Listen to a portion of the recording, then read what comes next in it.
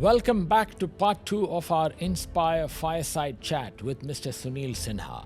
If you've not watched part 1 yet, do check it out to hear about his remarkable journey with the Tata Group and the role his family has played in that story. In this second part, we dive into values, philosophy, and advice for life. The kind of wisdom that stays with you long after the episode ends. Sunil ji, welcome back. Thank you very much. Let's talk about your journey on the Excellence Highway. What were your key learnings, and what would you like to share with our IBPC members and others? Thank you, Ramesh ji. Actually, quality excellence has been one of the key pillars of my career.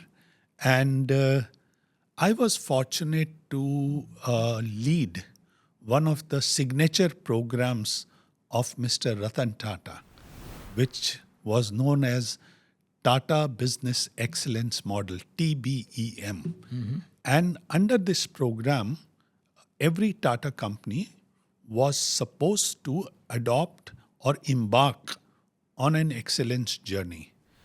And I was the CEO of a company called Tata Quality Management Services, which was supposed to provide assistance to these companies, training to these companies, provide education, provide thought leadership, do a bit of counseling, consulting, and assess the companies. So that was the job of my company, and I used to lead that. This program was fashioned on Malcolm Baldrige program of USA.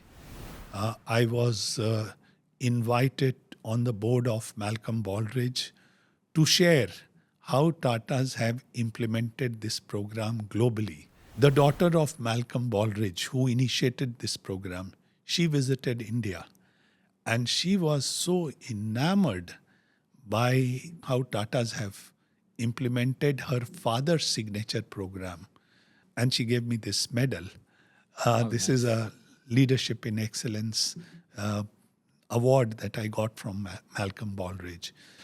You know, excellence is not about destination. It's about journey.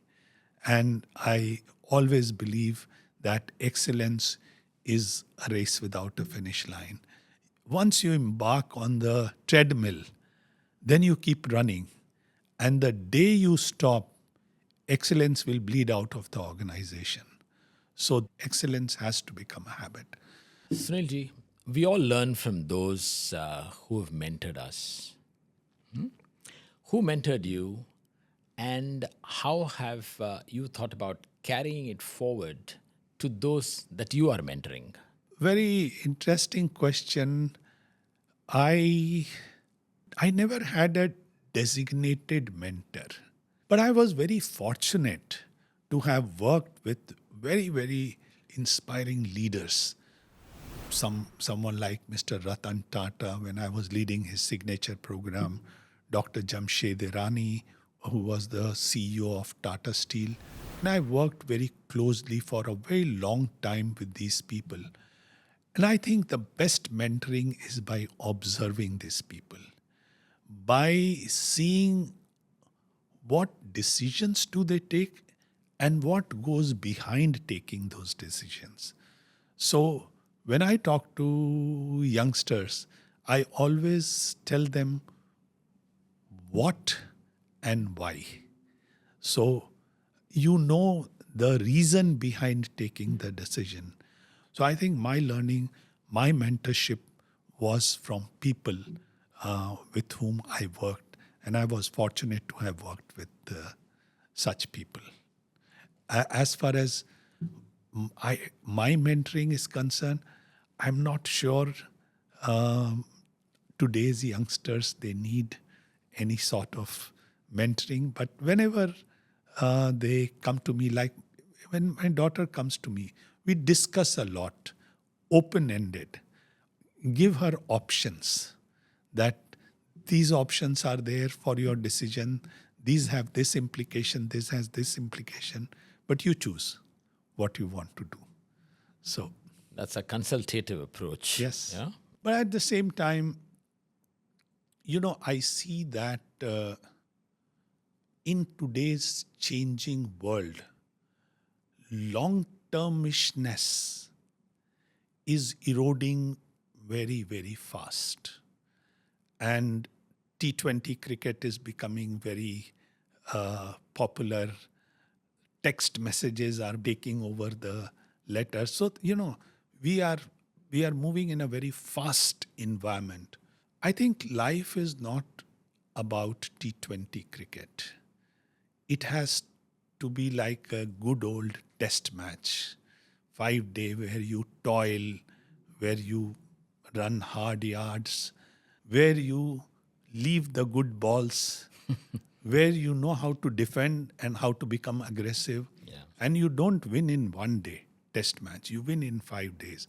Life is also like that. And the more we focus or get guided by long term, I think it will be more sustainable for all of us and the planet.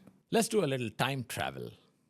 If you were asked to talk to your own 30-year-old self, what would you say to him?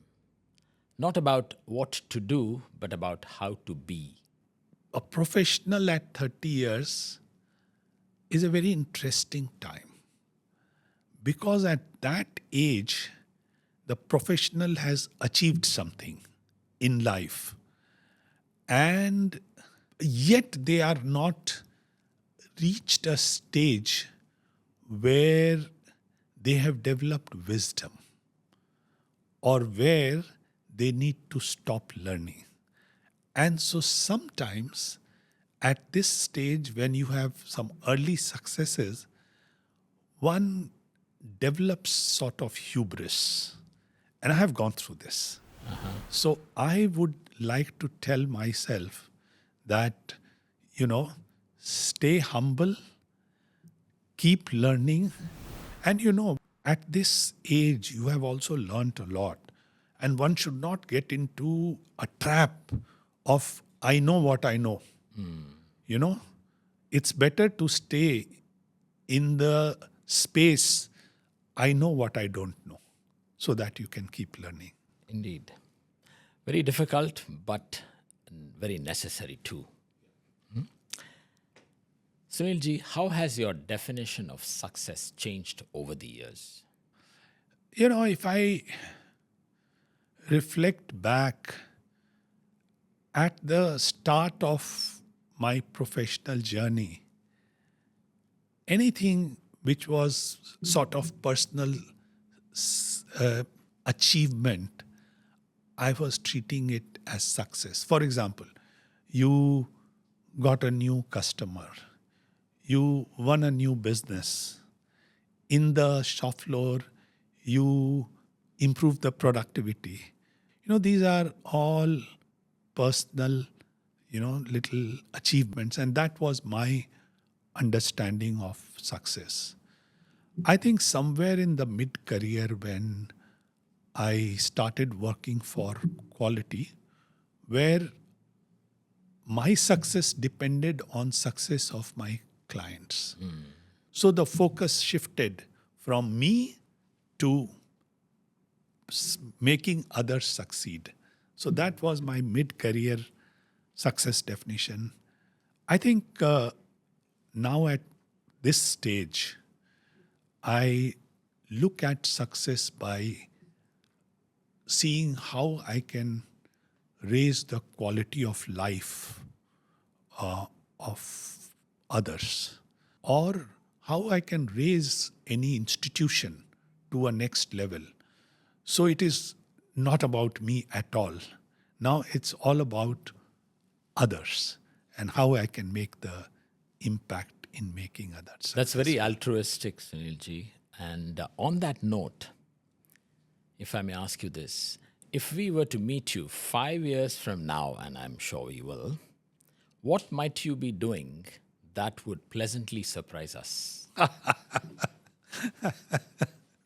So I've never thought about it, but I must say that I'm a, hardcore optimistic person. I'm always very, very optimistic. And so you will continue to see a very positive, driven Sunil Sinha. You will continue to see someone who is still very curious, someone who is still very connected, and someone who is still looking for opportunities to make contribution. I think that's what I see myself. And that's the summum bonum of existence, I might add. As we wrap up this very enriching conversation, Sunilji, what is one message you would like to leave the IBPC community with, along with their families? IBPC is a very powerful platform. It's a wonderful organization, and it connects ideas, it connects people, it connects businesses, it connects two countries. And therefore, my message to IBPC members and their families would be that remain curious, remain connected, because if we are connected, together we can make a huge difference to the two countries, India and UAE. Sunilji, thank you ever so much. Your thoughts and your words have not just informed us, they've actually inspired us, and to anyone who is watching this podcast. Thank you again.